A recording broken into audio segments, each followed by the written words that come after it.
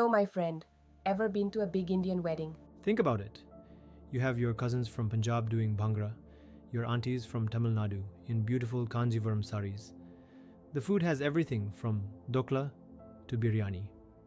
It's a massive, colorful, and sometimes chaotic party, right? But somehow, it all works. Everyone has fun, and it creates a beautiful memory. Our country, India, is a lot like that grand wedding. So many different people, languages, traditions, all living together in one giant, incredible family. But have you ever stopped and wondered, how do we manage this? Who makes the rules for the whole country? And who decides if your school holidays should match a local festival? What if just one person in Delhi tried to decide everything for everyone, from Kashmir to Kanyakumari? It would be a total mess. Well, there's a secret ingredient, a magical formula that helps our massive Indian family stay together, strong and happy. It's a superpower called federalism. And by the end of our video today, you'll not only understand this superpower, but also see how you are a crucial part of it. Let's go. So, what is called federalism? Defined as federalism is a system of government where power is divided between a central authority and various smaller units of the country. In a federal system, we have two levels of government: union government and state governments. Let's forget the boring textbook definitions. Let's think about something much more fun. Let's think about a Diwali mithai box. Imagine a giant box of mixed sweets arrives. Your dad says, "Okay everyone, the Kaju Katli is for the whole family. This is the main sweet we all share." That is our central government or union government in Delhi.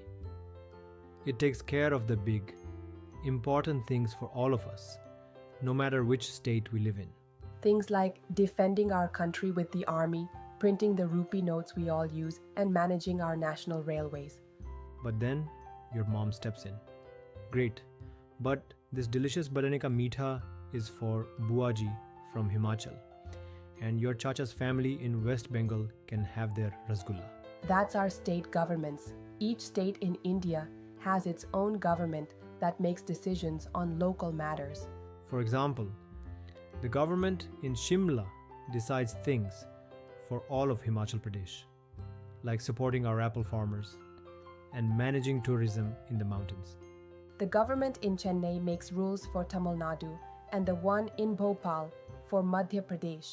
They handle things like the state police, local farming, and the schools in your state.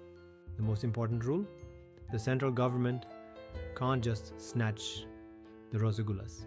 Both governments get their powers from one ultimate rulebook, the Constitution of India. Think of it this way. Your school principal is like the central government. She sets the rules for the entire school, right? Like final exam dates and school timings. But your class teacher is the state government. She has her own powers in your classroom, deciding the seating chart, planning a class picnic. That's federalism. Two teams, principal and teacher, working for the same school. Now, countries can form a federal team in two ways. One, coming together federations. Two, holding together federation. First, you have coming together federations. Imagine the top girly cricket teams from different colonies, the team A and the team B. They are all strong on their own, but for a huge citywide tournament, they decide to come together to form one super team. They pool their strengths to become unbeatable. That's how countries like the USA and Australia were formed. Independent states came together to create a bigger country, but kept many of their own powers. Then there's the second way. It's called a holding together federation. India, Spain, and Belgium are examples of this type. For this, let's go back to our big Indian joint family. It's already one huge family living in one massive house. To manage everything without chaos, the grandfather says, "We are one family, but to keep things running smoothly, my eldest son's family will manage the first floor and my younger son's family will manage the ground floor. I will handle the big decisions for the whole house, like its security and finances. See? A big country, India, chose to divide its powers between the center and the states to hold together and govern more effectively. In this system, the central government is usually a bit stronger, just like Dadaji has the final say to keep the family united. And sometimes, just like a younger sibling might get some special attention, some of our states get special powers to protect their unique needs. So, we know federalism is like a team game. But what makes a game fair and fun? The rules. To understand the key features of federalism, let's imagine our country is in the middle of a massive, exciting cricket match. 2 or more levels of government. We have Team Center in Delhi and Team States like Team Himachal, Team Maharashtra, and so on. That's our first feature, 2 or more levels of government. Separate jurisdiction. Imagine this. Team A is batting and Team B is bowling. Can the batsman from Team A suddenly grab the ball and start bowling? No way. His job, his jurisdiction, is to bat. It's the same in federalism. Each government level has its own clear job list or jurisdiction. The center handles national issues, the states handle local ones. Constitutional guarantee. How do we know these roles? Are they just made up? Of course not. They are written in the official rulebook of cricket. For our country, this rulebook is our constitution. It guarantees the power of each team, so no one can bully the other. Changing the rules is tough. To change the power-sharing rules in our constitution, it requires the agreement of both the central and state governments. One team can't decide on its own. Courts as umpires. What happens when the batsman is out, but he refuses to leave the pitch? Who makes the final call? The umpire. In our country's game, if the center and a state have a fight over power, our courts, especially the Supreme Court, act as the umpire. They look at the rule book, the constitution, and make the final decision. Financial autonomy. Can you imagine the Indian cricket team having to ask the Australian team for money to buy their blue jersey? That would be silly. Each team needs its own money, its financial autonomy for kits, travel, and practice. In the same way, our central and state governments have their own ways of collecting taxes to make sure they have the money to do their jobs for us without depending on the other. So there you have it. Federalism is a well-organized game with 2 teams, a clear rule book, a fair umpire, and its own budget. As we know that a constitution is the supreme rule book of a nation, providing the fundamental principles. Our constitution does not use the word federation. India is based on the principles of federalism. The constitution declared India as a union of states. Think of India as a giant, well-run school system. First, we don't just have 2 teams. We have 3 tiers of government. The union government is like the main school trust or board that runs the entire chain of schools across the country. It makes the biggest decisions for everyone. The state governments are like the principal of your specific school. They manage the whole school. And the third tier, that's your local government. The Panchayat in villages and municipalities in cities are like your class teacher or house captains, solving problems in your own classroom or neighborhood. But with so many people in charge, how do we avoid chaos? With very clear lists of duties. Our constitution has 3 amazing lists. The union list. These are subjects for the whole country where we need one single rule. Think defense, national currency, the rupee, and banking. Only the central government can make laws on this. In our school, this would be like the school uniform and logo for the entire chain of schools. The state list, these are local matters. Think police, local trade, and farming. Only state governments can make laws here. At school, This is like the principal deciding the daily assembly plan, the rules for your school's playground, and the canteen menu. The concurrent list, the shared list, these are topics where both teams need to work together, like education, forests, and marriage laws. School, this is like planning the annual day function. The principal has a plan, but she works with the class teachers to make it happen. Both the center and states can make laws. But if there's a disagreement, the center's law, like the principal's final word, will be followed. What about new subjects like the internet or cybersecurity? These are residuary subjects. Since they didn't exist when the Constitution was written, the Union government gets to make the laws for them. And just like in a good family or school, we know that one size doesn't fit all. That's why in our Holding Together Federation, Some states have special powers. Think of a student who is a national level painter. The school might give them special access to an art room. similarly, states like Nagaland or Mizoram have special powers under Article 371 to protect their unique tribal culture and land rights. We have union territories. What about the computer lab or the school library?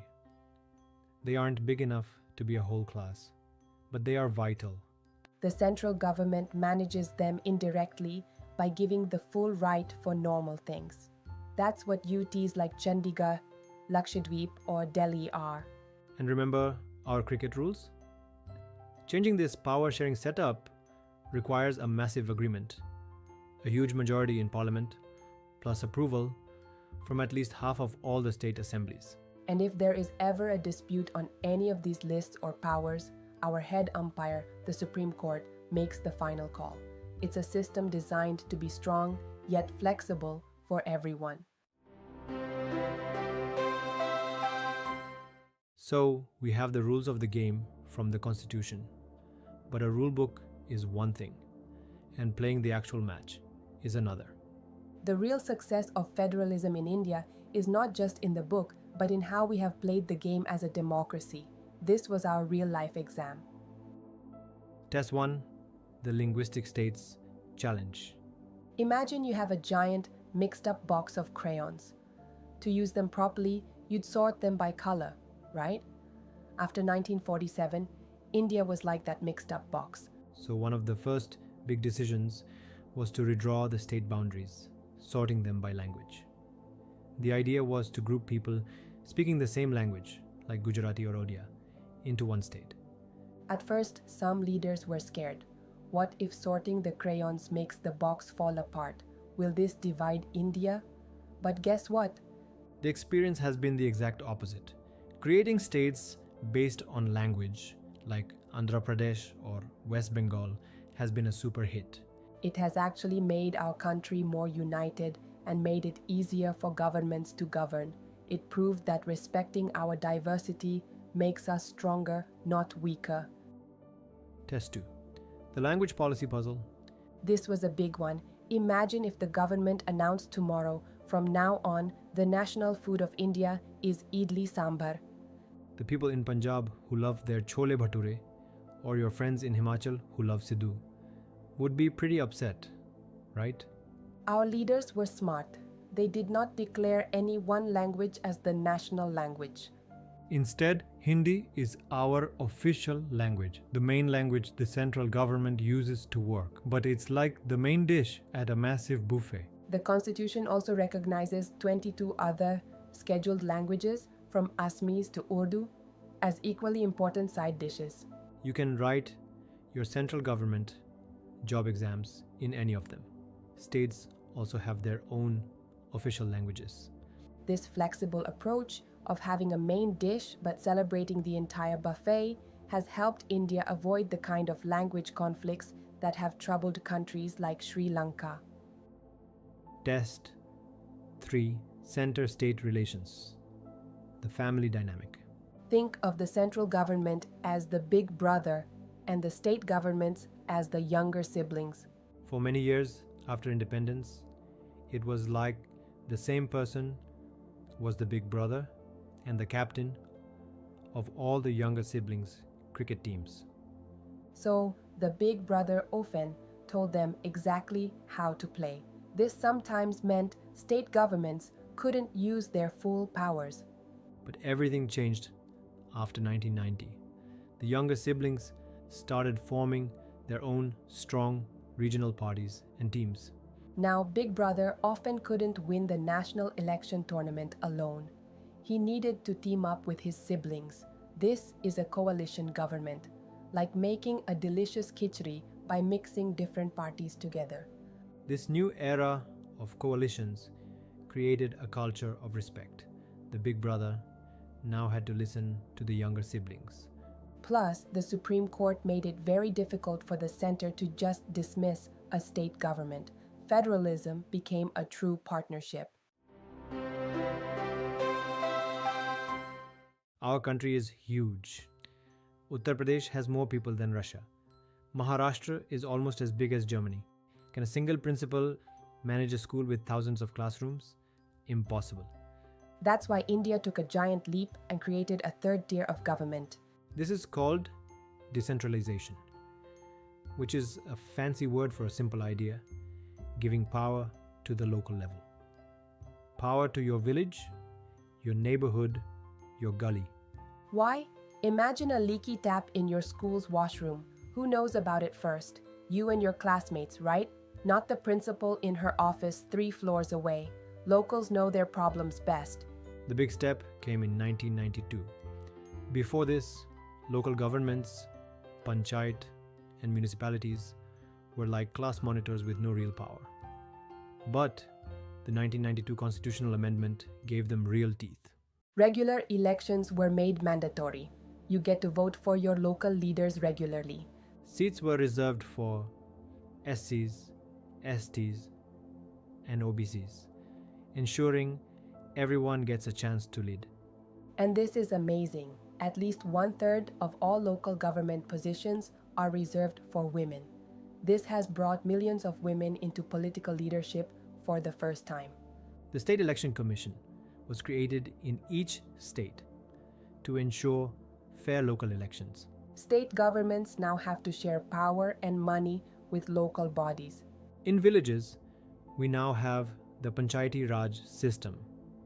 Think of the Gram Sabha as all the voters in the village meeting together. They elect the Gram Panchayat, headed by a Sarpanch or Pradhan. They are your local problem solvers. In towns and big cities, we have municipalities and municipal corporations, headed by a chairperson or a mayor.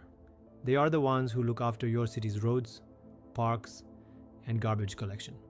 This system is the biggest experiment in democracy on earth.